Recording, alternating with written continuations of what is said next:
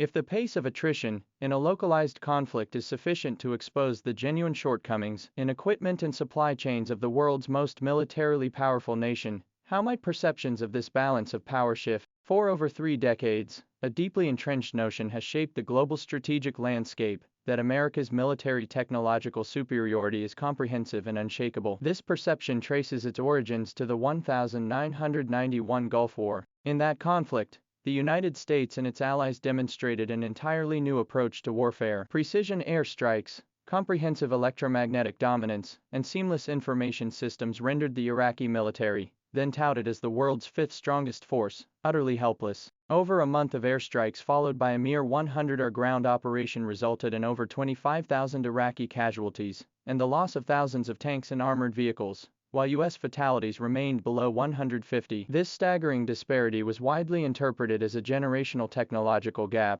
Subsequently, a global consensus emerged that challenging U.S. military supremacy was virtually impossible, given its overwhelming superiority in equipment quality and operational systems. This perception has recently faced a significant test in contemporary conflicts. According to publicly available information, Iran has deployed large numbers of drones in various missile types since the conflict escalated. The most extensively used drone models cost only tens of thousands of dollars per unit. In contrast, U.S. and Israeli air defense systems like the Patriot missile system feature interceptors costing millions of dollars per missile, while the more advanced Thaad system employs interceptors priced at over $10 million each. Quantitatively, as of the relevant statistical cutoff, Iran reported launching over 2,000 missiles and nearly 2,000 drones. The US and Israel reported intercepting hundreds of missiles and over 1,600 drones. Even using the most conservative interception success rate estimates, intercepting drones alone would consume interceptor munitions worth tens of billions of dollars. This cost-benefit ratio is inescapable. While the US defense budget is substantial,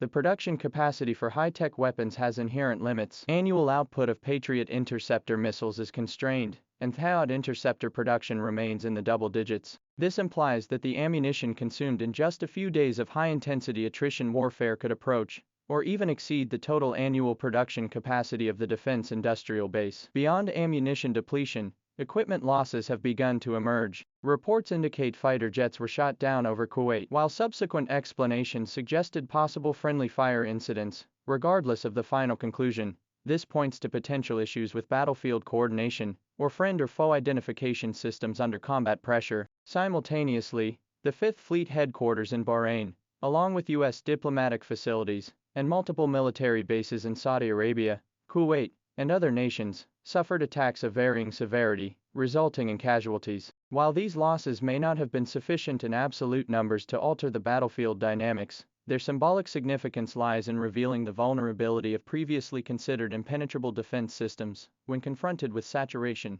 low-cost attacks. More notably, the impact stems from shifts in operational tactics. Over the past decades, the U.S. military has excelled in operations centered on information superiority and precision strikes. This approach hinges on crippling enemy command systems, the so-called node strikes. Destroying command hubs would paralyze entire enemy structures, rendering them incapable of mounting effective resistance. However, in this conflict, Iran adopted decentralized deployment. Individual combat units were granted greater autonomy, possessing independent ammunition reserves and firepower allocation authority. This meant that even if a command node was destroyed, other units could still independently execute attacks based on pre-established contingency plans. Consequently, the decapitation tactics the U.S. military had mastered proved difficult to execute with the anticipated effectiveness. The adversary's operational system shifted from a command-driven centralized structure to a contingency-driven distributed structure, the latter demonstrating significantly greater resilience against strikes.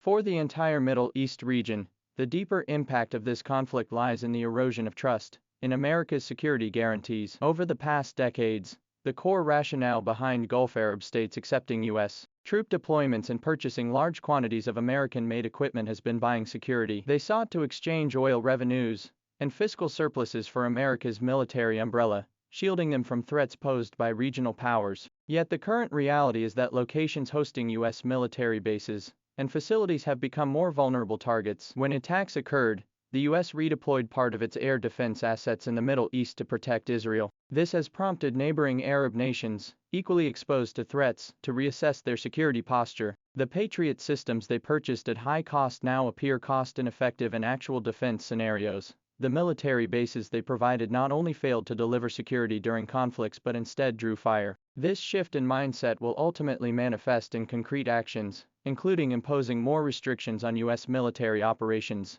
and exploring alternative options in the arms procurement market. Nations that previously purchased only American-made equipment are now proactively researching and engaging with weapon systems from other countries, a rare transformation in the history of arms procurement in the Middle East. This shift did not occur overnight, but evolved from observations of real-world performance. Countries like Saudi Arabia and the UAE participated in military operations in Yemen over the past few years, where they experienced firsthand the challenges of using US-made equipment to intercept low-cost drones. Iran's recent large-scale attack further solidified their assessment. For these nations, the return on investment for security expenditures is being recalculated. They are beginning to recognize that relying solely on a handful of expensive air defense systems cannot cover vast territories and numerous critical targets. What is truly needed may be a multi-layered, multi-source defense system. This includes high-performance long-range interceptors, cost-effective short-range defenses suitable for mass deployment, and even electronic jamming and active launch platform destruction capabilities. Within this framework, while U.S. equipment remains a crucial component,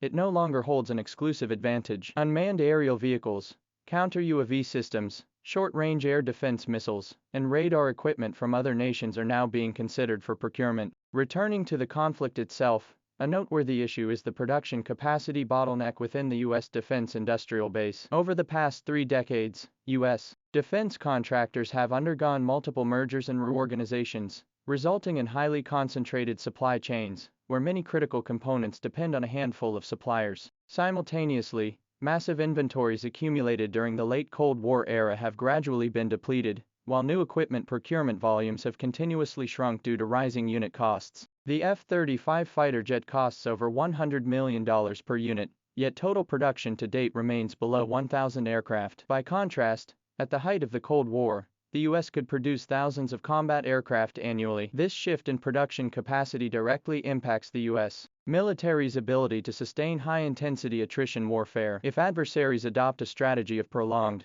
dispersed, low-cost harassment, the U.S. military could face an awkward predicament. Despite vast equipment inventories, replenishment rates may fail to keep pace with attrition. In such a scenario, even the most advanced technology would prove incapable of translating into sustained battlefield dominance. The capabilities demonstrated by the U.S. during the Gulf War convinced the world that high-tech equipment and integrated systems could overwhelm any numerical superiority. That impression was so profound that for a considerable time afterward, it formed a fundamental assumption of the global military balance. The recent conflict, though far smaller in scale than the Gulf War, provided a test of a different dimension. It tested how resilient high-tech systems are when confronted with low-cost, high-density attrition warfare. The results indicate that while cutting-edge weapon systems offer superior performance, their limited quantities and high costs make it difficult to sustain effective interception rates in prolonged attrition warfare. For regional nations, this conflict served as a real-world simulation of protective efficacy, cost-effectiveness, and geopolitical risks. The conclusions drawn from this simulation will likely shape their strategic choices for decades to come.